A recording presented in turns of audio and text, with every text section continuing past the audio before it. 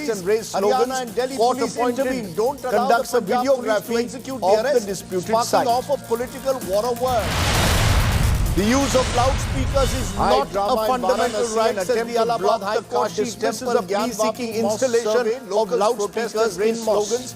Court appointed conducts a videography. Blood politics of the speaks in disputed Bengal. site. Home Minister Amit Shah meets the family of The a use of deceased BJP worker in Kolkata calls for a CBI probe, claims there is anarchy in Mamta's state. The West Bengal government accuses the Home Minister of playing politics on an official visit. Blood politics speaks in Bengal. Home Minister Tamil Nadu Chief Minister Stalin says the Vignesh custodial death will now be investigated as a murder case. AIADMK stages the West protest Bengal demands government CBI accuses the probe. Home Minister of Vignesh playing died in politics police custody on an official visit. Forces crack down on Tamil terror Nadu in Chief Pahalgam Minister in the Stalin valley, says the gunned down Vignesh three custodial terrorists, death including the will oldest now be surviving investigated Hizbul as a murder commander, case. Ashraf Molvi. AIADMK stages protest demands CBI Russia probe. intensifies its Vignesh died in attack on the police custody. Ukrainian port city of Mariupol. 200 civilians remain trapped Forces underground crack down in a on steel terror plant in with little Pahalgam food in the or valley, water. gunned down 3 terrorists, including the oldest Billionaire surviving Elon Hizbul Musk commander, likely to show Ashraf Twitter Molvi. CEO Parag Agarwal the door after the $44 Russia billion deal is closed. Reports say Musk himself could take over 200 as a Twitter civilians remain CEO. trapped underground in a steel plant with little food or water. But our top Billionaire story Elon tonight, Musk a likely day to after show the World Twitter Health CEO Organization Parag announced Agarwal that the door after the 47 lakh people had billion died in deal India is closed. due to the Reports say COVID Musk pandemic, himself could the take government over has come as a out Twitter strongly CEO. against the global body's COVID death data. The Indian government has rejected the report at multiple But our top levels, story questioned the tonight, validity a day after of the the World model Health used by Organization announced that WHO. 47 This, in a lakh sense, people had is died sparking in off a India face-off due to the COVID between the pandemic. World Health The government Organization has come out and the strongly government of India against the global over excess body's COVID death data. numbers. The Indian What's the government truth? has rejected We'll the find report out at in a multiple moment. levels. First, Question the a report validity by of the Sneha model Mordani used by is our top WHO. story tonight. This, in a sense, is sparking off a face-off between the World Health 5 lakh Organization deaths due to and the government COVID-19 of in India India over excess of COVID death 47 numbers. lakh. What's the truth?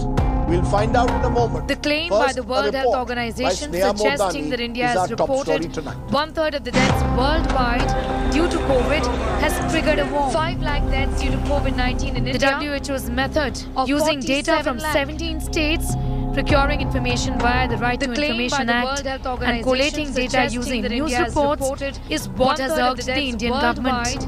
Due to COVID, it is a mathematical model that is flawed, says India. The WHO's method, government sources have told India today that while the numbers given by the government of India are not 100% accurate data and are an underestimate, is what has been given out by the WHO via the mathematical modeling is grossly exaggerated.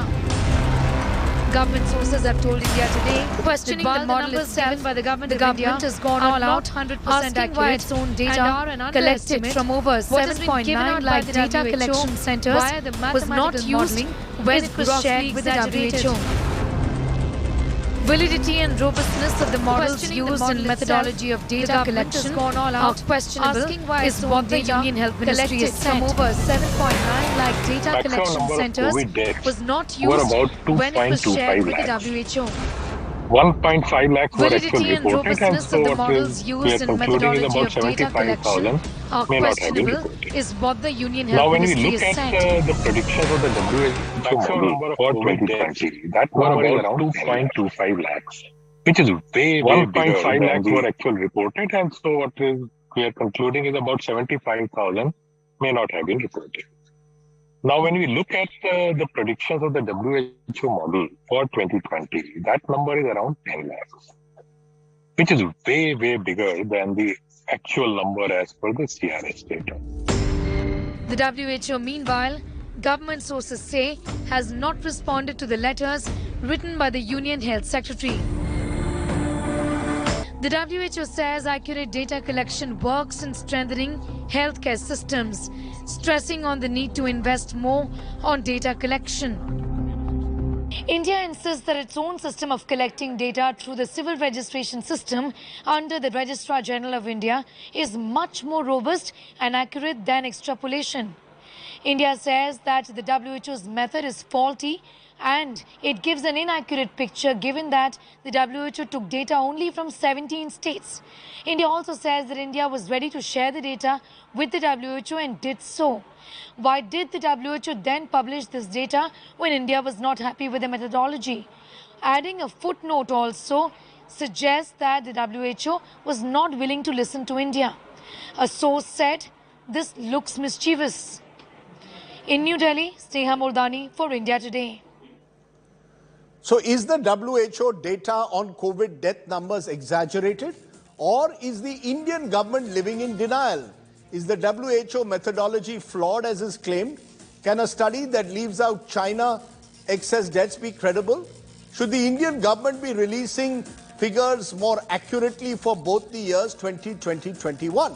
Some of the questions we will raise tonight. My first guest is Professor Bhramar Mukherjee, epidemiologist at the University of Michigan, handles data scientist in the chair there. Appreciate your joining us, Bhramar, because you've been tracking this, Professor, for a very long time. When you see the report now of the World Health Organization suggesting that the actual estimate of deaths is almost 10 times the number the Indian government gave, 5.23 lakhs versus 47 lakhs, do you agree with this estimate about COVID deaths, or has WHO got this horribly wrong, given the fact that its methodology still seems a little unclear and non-transparent? So thank you for that question. I'm not surprised by the WHO estimates because, as you all know, there have been several estimates trying to predict the excess mortality in India using different approaches. The Economist model gives an estimate of around 4.86 million. The IHME estimate is around 4 million. And now the WHO estimate is another evidence towards similar in the ballpark, around 4.74 million. So I do think that these are largely consistent. And I have to declare that I was a part of the WHO technical advisory group. And what I'm saying is really an independent statistician, that all of these estimates came from different methodology. But it seems like all roads point to Rome, and there is some consistency in terms of this excess mortality estimate. You know, it's interesting you're saying you are part of the WHO advisory group on this, because then you are in a better position to tell us how WHO came at this figure, because India is saying the study is based on a model that has been created without authentic data, that the WHO study went to 17 states and took these numbers based on what websites and reports in some instances have said. In a country as diverse as India, you can't have a one-size-fits-all approach, and a model cannot be extrapolated for the entire country based on what you saw in certain states. Are these deaths therefore simply an estimation and therefore not accurate? And in some cases, the WHO may have exaggerated the numbers? So that criticism is actually unfair and untrue. Because the model for there was a lot of models in the WHO report, because different countries have different levels of data available. Unfortunately, India only has data available at a subnational level. The all-cause mortality data, which many countries have released week by week in 2020 and 2021, will really give us a more granular picture. Because as you see, excess mortality is not just COVID deaths. It's really COVID deaths, reported COVID deaths, and then missed COVID deaths, which happened in most countries. And there is nothing to be embarrassed about because it's very hard to capture. And then there is death from other causes, which due to the pandemic, certain human and behavioral forces have shifted. And then there is long-term effect of COVID. A lot of people died within a year because of cardiac events and respiratory crisis. So all of that put together is the excess mortality, which is the global toll of the pandemic. And for the model for India, did not really use Indian data. It's not like it was developed from other countries and just transported to India. That's not the case. And as I said, that not just the WHO model, different methodology, different models all point to sort of seem in the same ballpark. So I do think that this is a credible estimate. And several experts have reviewed this methodology. No, you're calling it a credible estimate, but India released, Professor Mukherjee, the death registration numbers of 2020. They show about 5 lakh excess deaths. Now, you know those death registration numbers nowhere match up to 4.7 million deaths or 47 lakhs. So, prima facie, somewhere your death registration numbers, your compensation claims should at least match up to what the government says. In that sense, some may say underreporting, yes. But is it of the scale that you're claiming? It's the scale. You're claiming a virtual 9x scale. The WHO is claiming a 9x scale.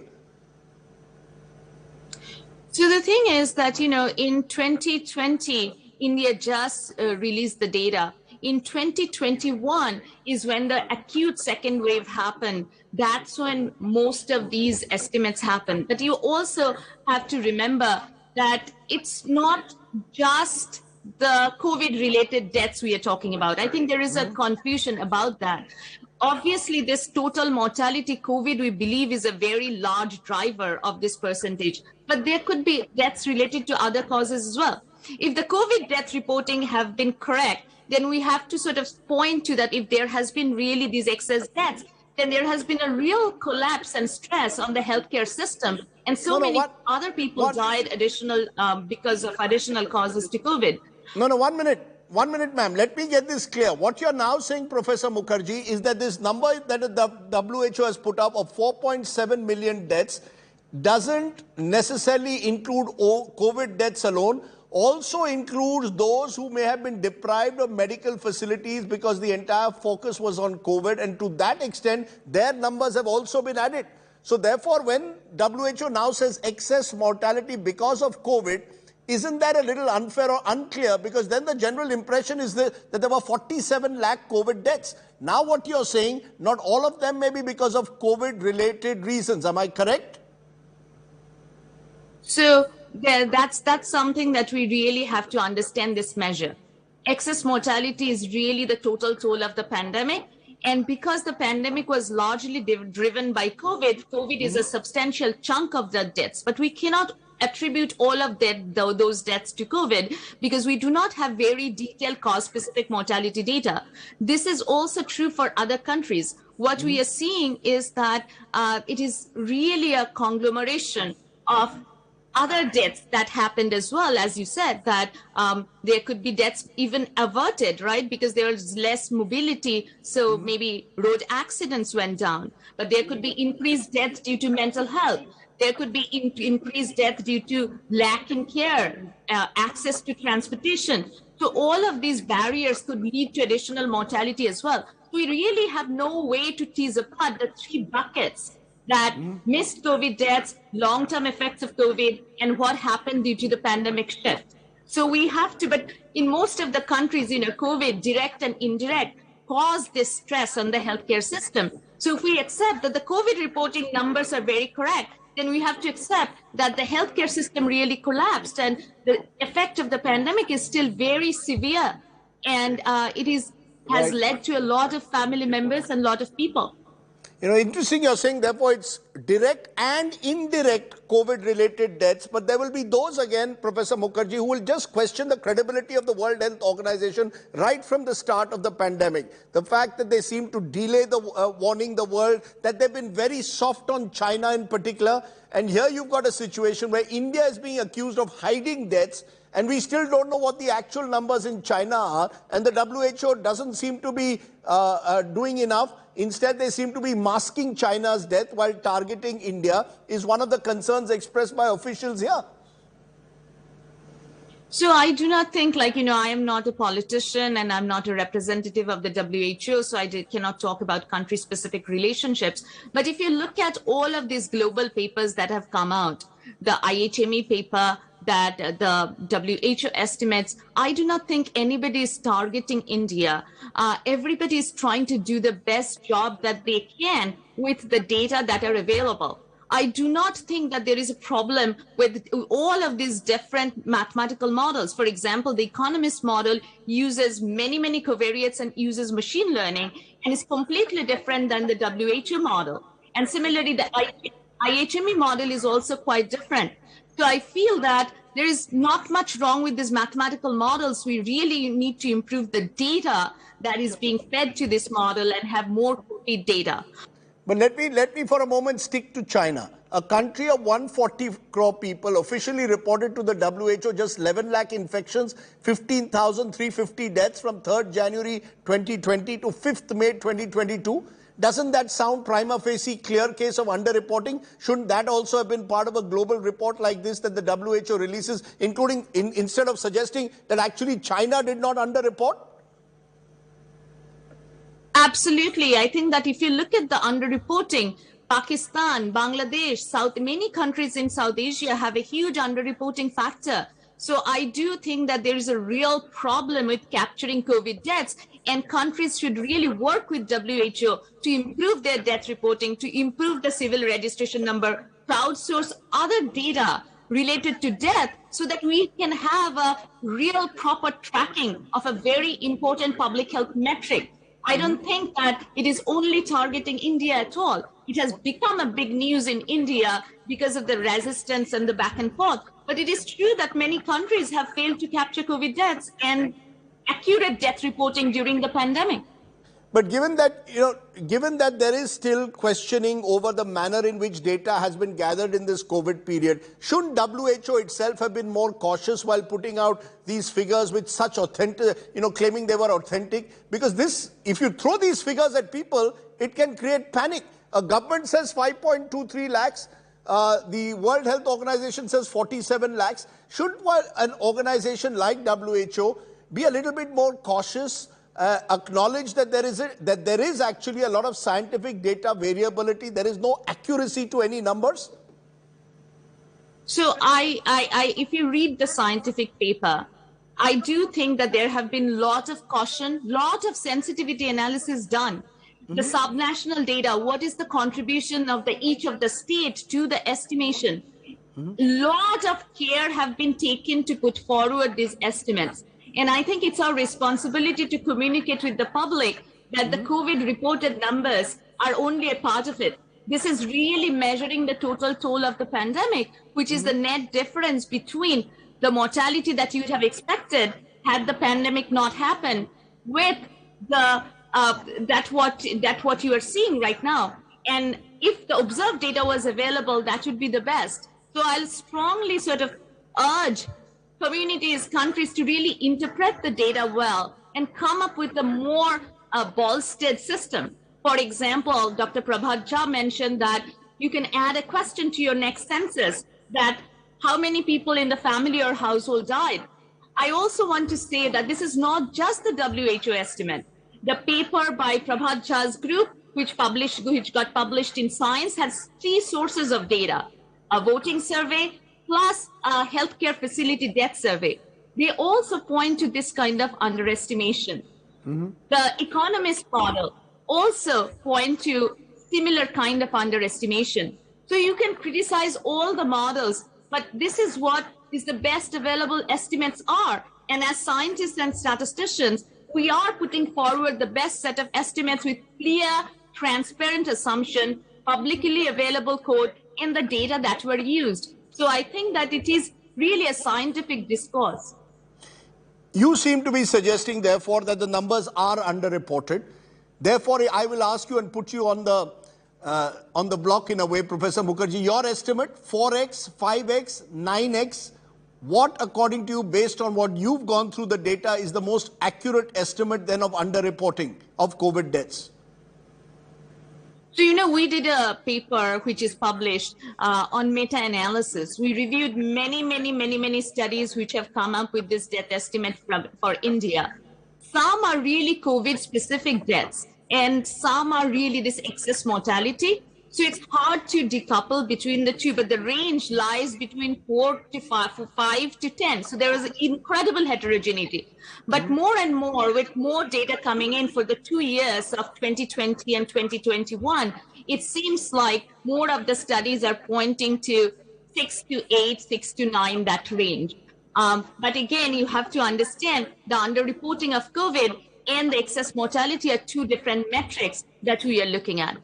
So in conclusion, how are we going to resolve this? Do we need a COVID commission, maybe of independent experts who sift through all the data that the government provides, work with the Indian government, rather than the collision course we are seeing now between WHO and the government of India?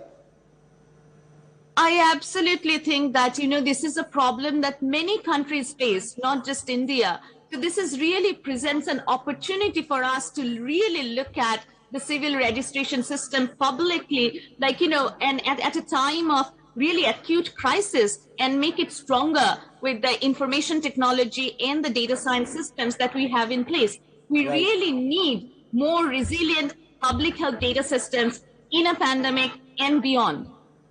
Professor Brahman Mukherjee joining me there from the University of Michigan. You were an advisor to that WHO body, so your words carry a lot of authenticity, or at least give us that perspective. I appreciate you joining us. Dr. Rajdeep Sardesai, member National COVID Task Force, is also joining me. Dr. Subramaniam Swaminathan, Gleneagles Global Health City, joins us. Appreciate both of you joining us. You heard what was suggested by Professor Brahman Mukherjee, 5x to 9x under reporting according to them. Dr. Dasgupta, you want to go first and give us where you think, is WHO right or GOI right?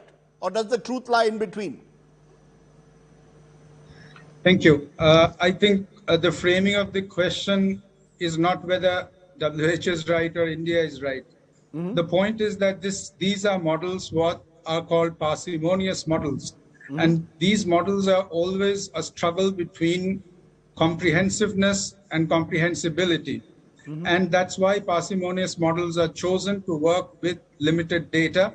But at the same time, it also means that the mean value that's projected actually lies between a wide range of a possible low and a possible high. So for India, if you see some of these individual figures, and therefore it's necessary to go to the attached Excel data sheets that the WHO has provided, this range is pretty wide.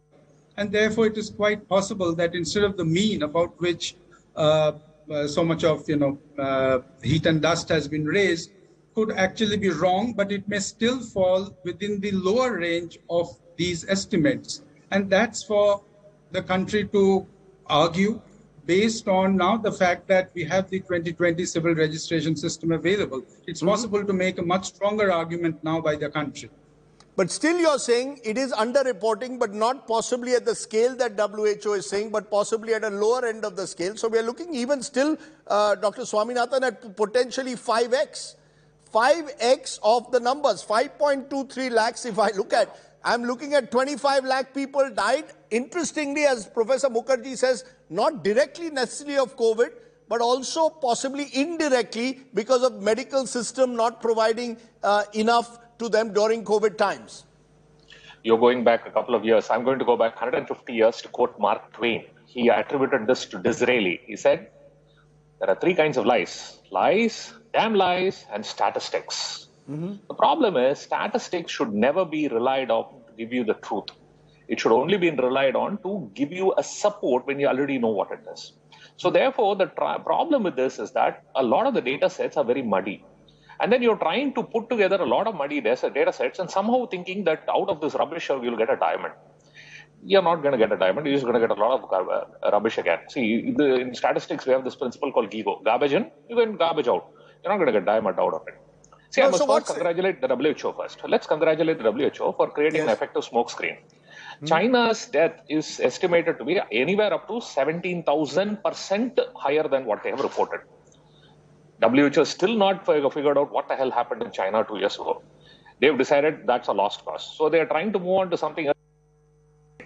So, you see, every country has underreporting. Even the US, the estimates are between about 20 to 30% underreporting. So, underreporting at a smaller scale is inevitable in every country. That's not unusual at all. The scale is the point. Now, obviously, China is a master at this, where they're able to do something and nobody even talks about it and nobody even dare question about it. Unfortunately, we are a soft target and therefore everybody would like to run us down. Now, I think there is a alternative. No, what's the solution? No, Dr. Swaminathan, if you're saying that, and I agree, there is statistics, more statistics at damn lies. The fact, though, is that we can't use China as a defense. We need to give a more robust defense. So what is India's defense going to be to say when WHO turns around and says there are 47 lakh deaths? Absolutely. I was looking at a couple of things. Number one, the one which Dr. Vinod Paul has put out about the death registry. The other thing I was also looking at was the life insurance claims. Have the insurance claims gone up? Yes. Have they gone up astronomically? No, not really. They have gone up a little more than what you would expect year on year. See, a lot of middle class people died. Upper middle class, lower middle class, everybody. And all of them had life insurance policies. Let's look at the insurance claims. That's another way of looking at it. Why is it that these kind of data sets are not being used? Let's look at unconventional data sets which people would not think of muddying. How will you measure rural deaths then? How will you know? Insurance deaths are very good metrics to measure people in middle class and urban India. But what about rural India? Absolutely. See, my point is, if there is underreporting in that, then you can extrapolate and say in the lower category of people where non-availability of services could be even higher, and you can say it's much higher. But my point is, even there, the metric is not too far off.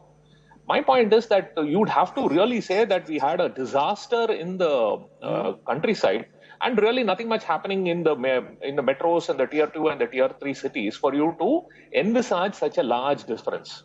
And I'm sorry, that did not happen. You're going to say that, it only happened in the community, in the hinterland, but not in the major towns and cities. That doesn't make sense. See, you cannot expect such a large disparity. Look at the numbers. I just did about 1 hour ago, I was looking at LIC's data over the last couple of years.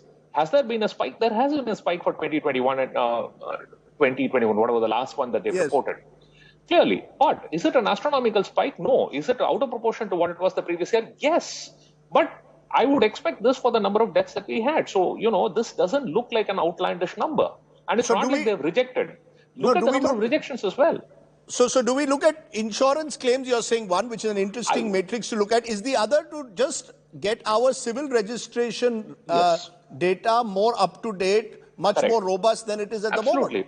Absolutely. See, we need to measure this in various different ways and acknowledge that each of them has its own limitations. See, ultimately, the problem is all these data sets will not measure the most vulnerable part of the community. See, registration is required only when you need legal affidavit or some paperwork and things like that. The same kind of people are the ones who are going to apply for life insurance and stuff like that. So, in a sense, you have a problem that the really vulnerable people are always going to be underrepresented no matter what you do. So, you'll have to come up with another way. I like this idea of doing election. But here's the problem. When you have a vested interest in giving numbers, that also is going to be a problem, because if they feel that by giving some data that somebody died in my home due to COVID, I may get some financial benefit, then again, it's no longer a very honest exercise. So there's no simple way of doing it. That's why I'm telling you, we got to be very, very careful when we look at statistics. We can say this is an outside number. And like was mentioned beautifully, it is a huge range. It is an absolutely huge range. And there is no way on earth you can say that one number is right and the other number is wrong. And it is also always nice to speculate that some people are doing much worse than you are. See, I will ask WHO to suggest, I would suggest another project for WHO. Maybe they can look at why Africa is not getting enough vaccines while there is a cannibalistic attitude towards more and more doses of vaccines being given in some parts of the world. This vaccine inequity is something they can look at and how that is contributing to death. Isn't that a bigger humanitarian crisis now? Now, I don't know. They are more interested in looking at what happened in the past. Very good point. Dr. Dasgupta, a final word from you. One of the concerns is that the last thing we need is a conflict collision course with WHO. It doesn't benefit us. So from a global perspective, living in denial is not the answer. We need to find, do you agree with what Dr. Swaminathan is saying? Maybe LIC claims could be one parameter in a basket of parameters that we could choose.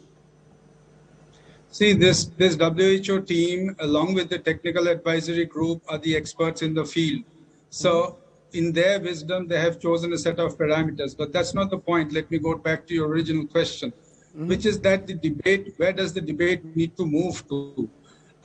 Let's not behave as if WHO is an alien entity. India is the chair of the current executive board of the WHO, where this report is going to be presented, and India is going to preside over that debate. And therefore, India has an excellent opportunity to guide that debate into an extremely meaningful one. India has the opportunity and an excellent array of institutions and experts to actually test the WHO model with our own data now that the CRS 2020 is available. But remember, the bulk of these excess deaths associated with the pandemic is coming in 2021. One needs to make a distinction between 2020 and 2021. They're apples and oranges as far as excess mortality goes. And this varies across WHO regions, across countries. That needs to be kept in mind. So 2020 still gives a limited opportunity to challenge this, but India does need to come up with its own figures based on the 30-page methodology that WHO has made available and make this debate more cerebral when it comes up before the executive board over which India is going to chair. India has that opportunity and India should use it well. Wonderful to hear two doctors speak with such clarity. These are debates not meant for politicians. These are debates which experts must take over, because that, in a sense, gives more light and ensures that the heat is kept away. Dr. Subramaniam, Dr. Dasgupta, appreciate you joining me here on the news today. My take, the WHO figures on excess mortality in India during COVID times have predictably raised the hackles of the government of India. WHO's track record in the COVID pandemic has also raised eyebrows, especially on the opaque relationship with China. Has enough of an effort been made to demand transparency from the Chinese authorities on COVID? But it's not enough for us to just say that. What about the Chinese? Beyond the whataboutery, truth is there is enough anecdotal evidence and global research to suggest India's figures are underreported. Instead of questioning the WHO methodology, India needs to provide a more robust data collection and civil registration system to monitor deaths, especially in 2021. Even better, why not a COVID commission of independent experts to restore our credibility? Just attacking the WHO won't enhance our global image. Being more open to scrutiny most certainly will. Think about that. Let's turn from there to our top political story of the day, because a local Delhi BJP leader, Tajinder Singh Bagga's arrest this morning by the Punjab police has sparked off an unprecedented interstate police war. Early morning, Bagga was arrested by the Punjab police, where, remember, there is an Aam Aadmi government, taken to Mohali, where the Haryana police stopped them, handed over the politician back to the Delhi police. A kidnapping FIR has also been filed against the Punjab police in Delhi. So you have the Home Ministry on one side, whom the Delhi police reports to, the Punjab police on the other, with the AAP government in place. A difficult situation is playing out. Take a look. Early Friday morning, a Punjab police team arrived at BJP leader Tajinder Bagga's home in Delhi's Janakpuri area. The police were from Mohali. They were there to arrest Bagga on the basis of a complaint filed with the cyber cell. The action prompted by Tajinder Bagga's tweets against Delhi Chief Minister Arvind Kejriwal. The case in Mohali was registered against Bagga on April the 1st for incitement to cause violence, use of force in an orchestrated manner by making or publishing provocative, false and communal inflammatory statements through his interview given to media and through his posts on social media site Twitter. ये जबरदस्ती अंदर घुस गए, इन्होंने उसको खींच के घसीटना शुरू कर दिया। इसने कहा कि मेरे को सर पे कम से कम कपड़ा बांध लेने दो, उन्हें नहीं सी, वो उसको खींच कर ले गए। इन बातचीत नहीं की, बस पकड़ा, घसीटा और ले गए। Bagga's father alleges that the Punjab police officials manhandled him. मैं कमरे में गया, अपना फोन उठाया, उसकी वीडियो लेने लगा, तो मेरे को वीडियो नहीं लेने दी, मेरे को मुंह के ऊपर पंच किया और जबरदस्ती मेरे को कंधा पकड़ के बिठा दिया। The act triggered a Delhi versus Punjab police showdown. Even as the Delhi police tried to figure out Bagga's whereabouts, the Delhi BJP leader was whisked away to Mohali to be produced in court. Around noon, the Punjab police was stopped in Kurukshetra in BJP-ruled Haryana. क्षेत्र highway ते उत्थे illegally detain किया हुआ ਅਸੀਂ ਸਾਡੇ senior officers ਉਹਨਾਂ ਦੇ senior officers ਨਾਲ ਗੱਲ ਕਰ ਰਹੇ ਹਾਂ ਕੋਈ ਡਾਊਟ ਹੈਗਾ ਉਹਨਾਂ ਦੇ ਅਸੀਂ ਸਾਰੇ ਕਾਗਜ਼ ਪੱਤਰ ਉਹਨਾਂ ਨੂੰ ਭਿਜਵਾਤੇ ਸਾਡੀ ਕਿ ਅਸੀਂ ਐਸ ਪਰ ਲਾਅ ਉਹਨਾਂ ਨੂੰ ਕਿਵੇਂ ਅਰੈਸਟ ਕੀਤਾ ਅਸੀਂ ਉਹਨਾਂ ਨਾਲ ਸ਼ੇਅਰ ਕਰ ਰਹੇ ਹਾਂ ਵੀ ਹੋਪ ਕਿ ਸਾਨੂੰ The Haryana government alleged that Bagga had been kidnapped and that it would ensure that he is handed back to the Delhi police. कि हमारे पास अपहरण की सूचना आई है और अगर किसी व्यक्ति को अपहरण करके लेके जाया जा रहा है उसको बचाना पकड़ना ये हमारा काम है। पुलिस के दुरुपयोग पर भारतीय जनता पार्टी से तो पहली बात कोई ज्ञान लेना नहीं है, और अगर तुम नफरत फैलाने का, सांप्रदायिकता फैलाने का काम करोगे, उस पर अगर पंजाब पुलिस आपको जांच के लिए बुला रही है, जाओगे नहीं, तो पंजाब पुलिस के सामने रास्ता क्या बचा था? उन्होंने गिरफ्तार किया, कार्रवाई की। The highway drama continued for another couple of hours. The Punjab police knocked at the doors of the High Court and a Delhi police team reached Kurukshetra. And just a little before 3 p.m., Tejinder Pal Singh Bagga was handed over to the Delhi police and was on his way back to the national capital and his home. With Satyendra Chauhan in Kurukshetra, Bureau Report, India Today. Tit for tat politics, therefore, by BJP AAP, resulting in the police caught in a political crossfire. Where does that leave the policing of this country? Joining us now on the face-off, Shehzad Poonawala, BJP's evergreen spokesperson, Ehbab Grewal, Aam Aadmi Party spokesperson. Mr. Grewal, you have to answer this question first. The Punjab police comes to Delhi, picks up Tejinder Singh Bagga without informing the Delhi police.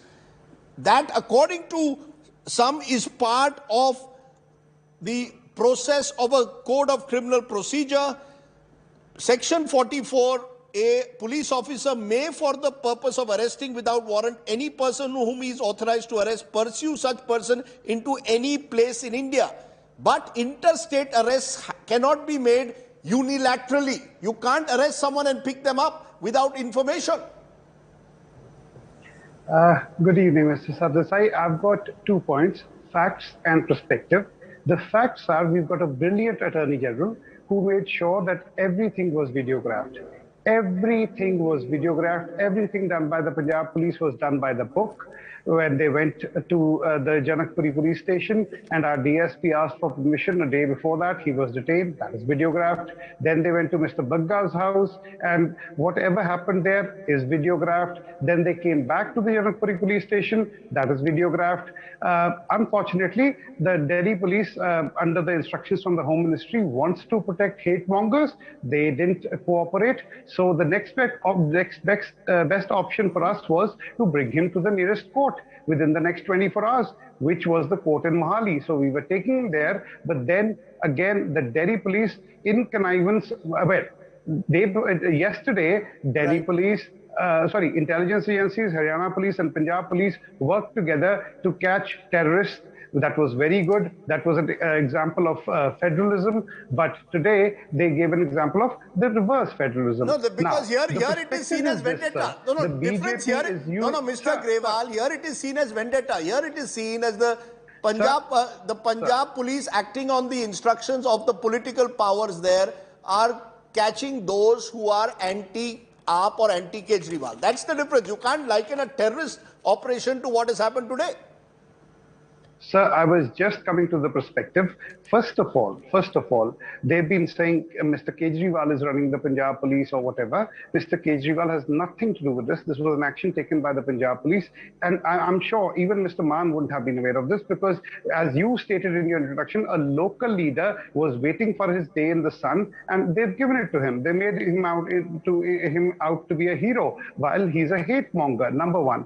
Number two, they have been getting away with it scot-free. They tried this in Punjab. They thought this is going to be a new government. Let's bring in a bit of mischief. They tried to do mischief in Patiala. All the mischief mongers are today. You'll see videos of them. They look like Bhigi Billi, if you excuse my expression, and all of them from both sides. But what has been proven is that Parwana was a friend of Sirsa and that Singla guy had BJP people around him and this Mr. Bagga has been making such inflammatory statements. The lesson that we want to teach them is that you cannot go scot-free. They have been going scot-free for too long and they have been taking it for granted. Today, Mr. Grewal, you made your point. Managed to somehow save Mr. Bagga, but the Honorable Punjab Haryana High Court, as said by the Chief Chief Justice of India in the presence of the Prime Minister that the governments are not listening to the courts.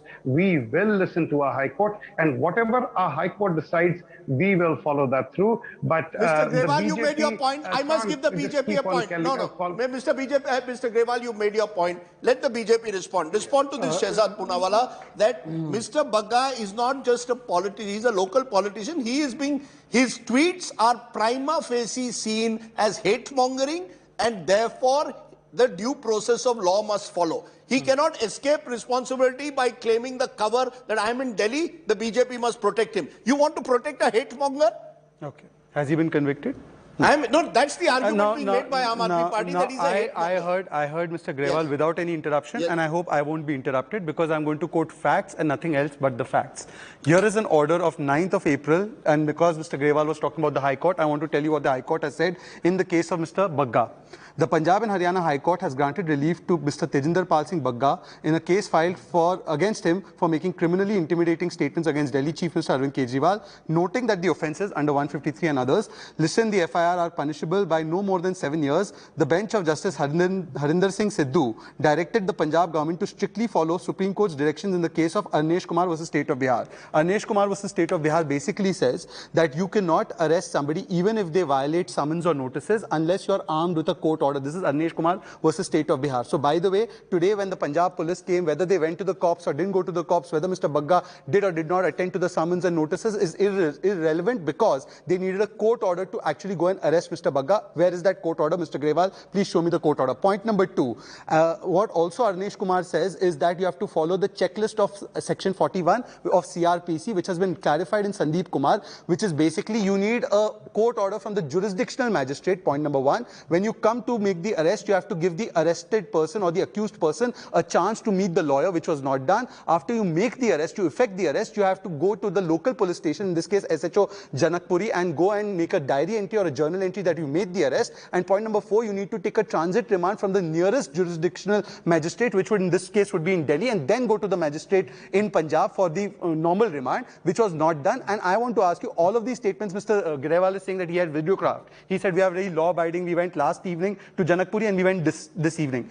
If that is so, I would ask him to present those videographs right now on the channel. And 2, were they not presented before the Punjab and Haryana High Court today? Because when it was presented by the Punjab police to the Punjab and Haryana High Court today, the Punjab Haryana High Court has said nothing doing. You're not getting him to take him to Punjab. He will not even be in Haryana. The Delhi police will take him back to Delhi.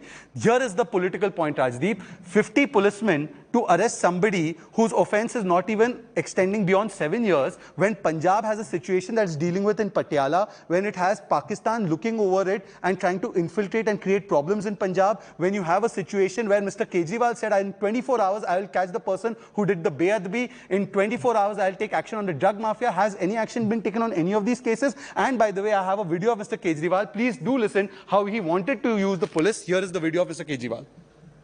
Police होती इनको 4-5 को jail भेज देते सब ठीक हो जाते. Now, one second. Let me complete last 10 seconds. Thank you. Last 10 seconds. I am reiterating the most important question.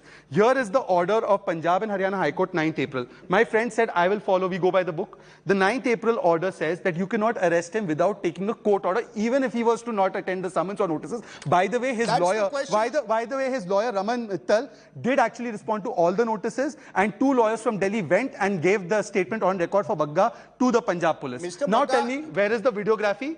And tell me, where is the court order been violated? Where is your valid court order on the basis of which you executed this arrest? That's the question. Sir, totally. Disha Ravi, Jignesh Mevani, that poor reporter from Kerala, well, that's nothing. Number 2, this is what about they are talking about. This is what about it, Rajdeep. Please ask him. They are talking about somebody's liberty. What about it? This is that you are silent. No, just a minute. No, 1 minute. This is that Mr. Shehzad Poonawalla, you and your party are silent when Jignesh Mevani is picked up by the Assam police at midnight. Is Mr. Bagga's arrest? Is Mr. Bagga's arrest a badla for Jignesh Mevani? It's not a question of badla. I'm asking you. Today, what are we discussing? I am happy to discuss Jignesh Mevani. You should also speak out when Jignesh Mevani is arrested. Yes or no? 1 second. Yes or no? no? In Jignesh Mewani's case, a transit remand and a remand from the original jurisdiction court and the in the court of Guwahati was taken. Okay. So you can't compare the two. I am asking him, where is the court order to effect this arrest? Let's just stick to this. Mr. Grewal, And you can extend this debate for 15 minutes and let's talk about Jignesh Mewani. Mr. Grewal, beyond the whataboutery, the fact is an arrest warrant has to go through a process. That process has not been followed in the case of Tejinder Bagga. That's the problem that the Aam Aadmi Party has. That's the problem you'll face when you go to the courts tomorrow. Sir, the process was followed. Unfortunately, the Delhi police, which lies under the Home Ministry, decided that they will do everything in their power to make sure that we can't do this. When we finally decided to do it, they got Mr. Bagga's father to come and lodge a kidnapping complaint. And how about a kidnapping which is covered on the national media? Every channel worth its salt was following Mr. Bagga in their cars. Now, is that a kidnapping? Number one. Where is the court order, sir? Where is the court order? You have a court order? There were lots of people. And where is the court order? Everything, the paperwork, I'm glad the BJP is very good at it, but they went through all the BJP rules states. Mr. Grewal, where is the court order? Here, Mr. Sardesai, the question here is... Forget everything, sir. Punjab, Haryana High Court on 9th April. Rajdeep, we'll be wasting time. Sir, Mr. Poonawala, give me a minute. So you're going around the bush. I am accused of everything. I'm guilty of everything. मैंने सब मान लिया. मुझे आप सिर्फ Justice Sidhu ने कहा कि without court order, that is Arnesh Kumar, you can't arrest Bagga. Where is the court order? Forget everything else. Rajdeep, let's get him to the order. Where is the court order, sir? Sir, do you think the Punjab government went all the way to Delhi without any orders? They went without any paperwork. Why don't you show it to us? Here is, please show it to us and shut me up. Had it too good for too long. We want to teach them a lesson. They tried it in Patiala. Mr. Sirsa's best friend Parwana and the centre's best friend Singla with his CRPF security tried to do it in Patiala. They've been made an example out of. Anybody who tries to disturb the peace, who tries to disturb communal harmony will be punished by the law. Right, Mr. Grewal, will not do anything else. Mr. Grewal, you made a point. One more thing. They've been talking about vendetta. Sir, you can talk to he's going all over the place to allow Punjabi journalist. The form was that the new government would come, new SHOs would come, there'd be cases on even punches. This time around, Punjabis are amazed that nothing of this sort of happened. The only thing is, you take law into your hands, you will be responsible for it. Okay, final word I'm going to ask you. Yeah. The word used by Mr. Grewal was teach a lesson. That's and that, in a way, defines what seems to be happening, vendetta politics. In state after state, कोई दूध के से धुला हुआ नहीं है. You are accused of using central agencies to fix the opposition. Use the IT, use enforcement directorate, use the police where you can. And the opposition is accused of doing that in their ruled states. True or not? You can't come to this debate, both of you, with the moral high ground, and you in particular, because you are from the ruling party at the center and in most Indian states. Mr. Rajdeep Sardesai, first of all, I'm not here to take any moral high ground. I'm here to talk about the legality of this issue, which he has evaded by not showing us the court order if he was armed with one. Point number two, he's spoken about Patiala violence, which took place on 29. Mr. Bagga was booked on 3rd of April. In 26 days, now I am asking him one more specific question. In the Patiala FIR, have they named Bagga and his statements for the reason of violence? And look, Rajdeep, whatever your points about how we are bad, we have started this politics of vendetta. 1 second, Rajdeep. Does that mean, let's assume all your charges against my party are true. Let's assume that. Rajdeep, you have to be fair to me. Please cut his audio. If all of those charges are true, today going and arresting Bagga without a court order in violation of Arnesh Kumar and the Punjab and Haryana High Court order, is that justified? That's the only question that needs to be answered. You have asked a limited question. Mr. Kejriwal. It was not about Kejriwal. It was disturbing peace in Punjab. You tried to disturb the peace in Punjab. Can you show me the Patiala FIR where his name has been looked out? Time out. I think both of you have said your points. This is going to become a debate that is going to spread not just in this case but across the country. Is the police being used by their political masters virtually as private militias to settle scores? It's a question we will raise later tonight in a special roundtable that we have. For now, to Shehzad Poonawala and Mr. Grewal, thanks very much. And to you, the viewers, I'm afraid sometimes the news is with a bit of noise. Thanks for watching. Bye for now.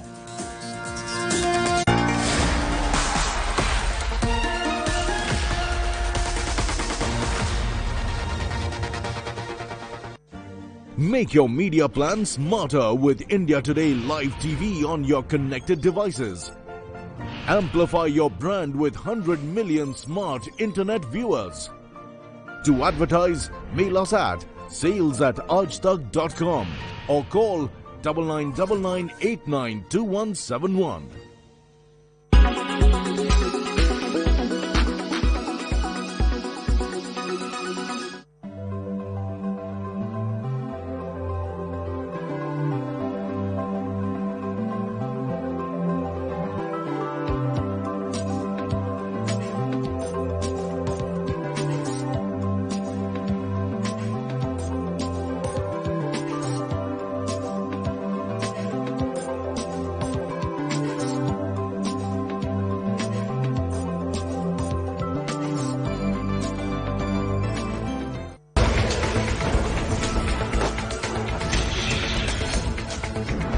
Amid the Russia-Ukraine crisis, Europe saw the world's biggest rise in arms imports in the past 5 years, a trend set to accelerate following recent rearmament commitments. How are arms traded across the world, and what is this industry's worth?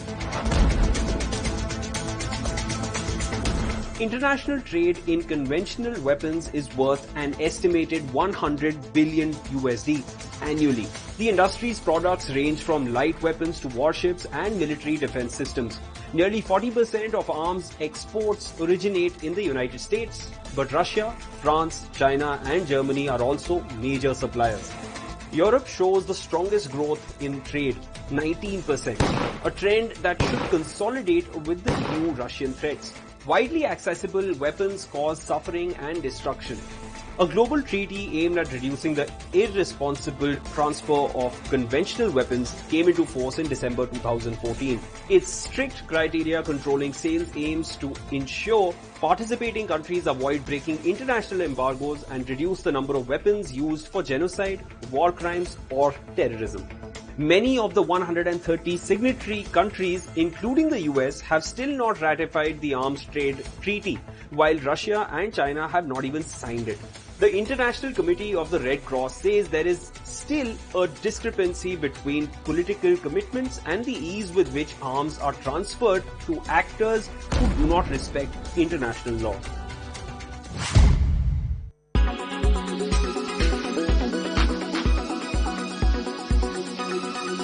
When it's the world's biggest news story, there's only one gold standard of journalism.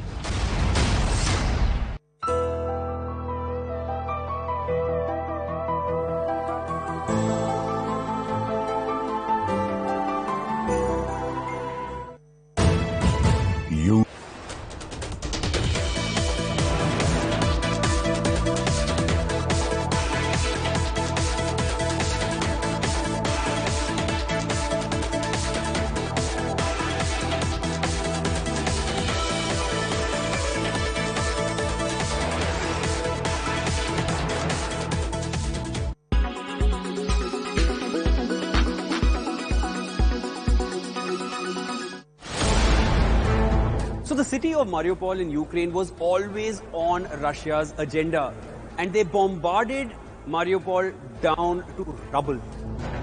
But even then, Russia has still not been able to gain access to the Mariupol port because of the Sea of Azov, which stands between Ukraine and Russia. And that Sea of Azov is laden with sea mines, which were laid there as far back as the Second World War. This was basically a military strategy to avoid a Russian naval invasion. So the entire seawater was embedded with mines. By the looks of it, the port will not be functional anytime soon. Now, Russia has appointed a demining department which has about 120 specialists working just on this region. That is how desperate Russia is to get to the Mariupol port. And these specialists are working on land and water across captured territories. Now, one of the commanding officers of this demining operation stated that as many as 10,000 of these sea mines have already been extracted from the Sea of Azov. But there is no certain figure as to how many more sea mines still stand between Ukraine and Russia as far as the Mariupol port is concerned. The demining team will be doing a thorough sweep clearing the city block by block. So it is evident how important and strategic the Mariupol